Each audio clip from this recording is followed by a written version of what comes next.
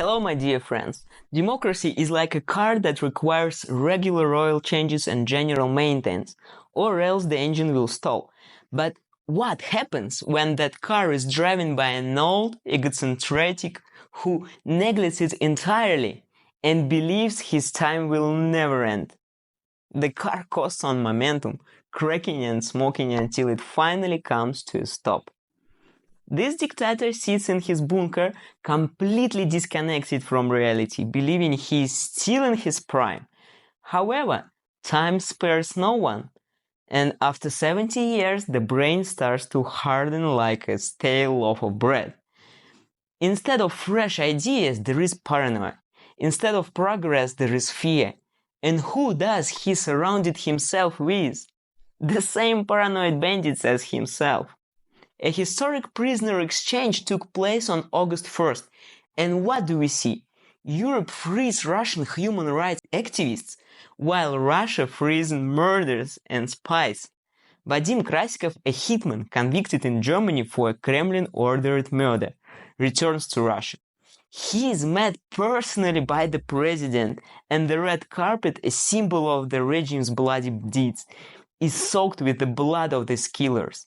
While Russia releases murderers and maniacs, the world fights to save Russian citizens who have fallen victim to the regime's cruel and unjust laws.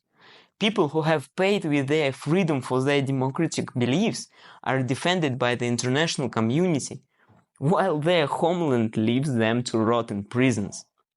It seems the Russian authorities intentionally imprison innocent people with democratic views to highlight this. Murderers are free, but peaceful people are behind bars. In Russia, the saying, "Don't renounce the beggar's bag or the prison," has become so ingrained in the national consciousness that people have simply accepted it as a fact of life. The notion that no one is safe has become so commonplace that many have just come to terms with it. Meanwhile, for example, Tamerlan Eskerhanov, convicted for the murder of politician Boris Nemtsov, signs a contract with the Russian Ministry of Defense in March 2024, is pardoned and sent off to war in Ukraine. Or take Rek Magasumov.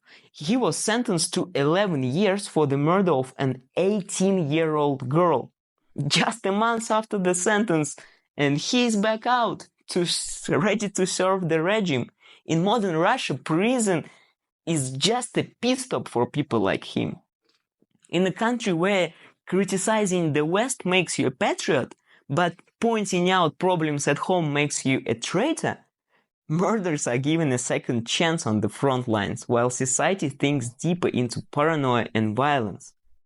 And the only question is what next? When such people become the face of the regime, what does the future hold for the country?